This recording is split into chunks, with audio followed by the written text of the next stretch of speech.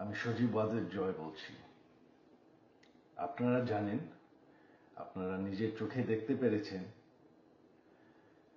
যে জাতির জনক, জাতির পিতা বঙ্গবন্ধুর বাসা, সেই ঐতিহাসিক ৩২ নম্বরকে পুড়িয়ে ফেলা হয়েছে।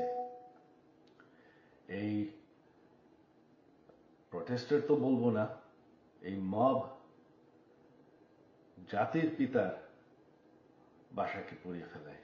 সেই বাসা যেখানে বঙ্গবন্ধুকে হত্যা করা হয়, বঙ্গবন্ধুর আমার পুরা পরিবারকে হত্যা করা হয়, যেই বাসা ৭৫-এর খুনিরাও ধ্বংস করার সাহস পায়নি, যেই বাসা এখন এতদিন ওনার মিউজিয়াম ছিল, সেই বাসাকে তারা পুড়িয়ে ফেলেছে।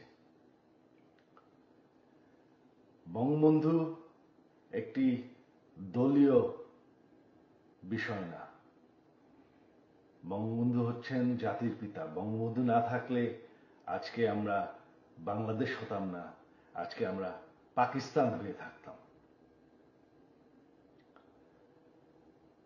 আপনারা জানেন, সামনে 15ই আগস্ট, সেই কালো রাত, যেই রাত্রে বঙ্গবন্ধু এবং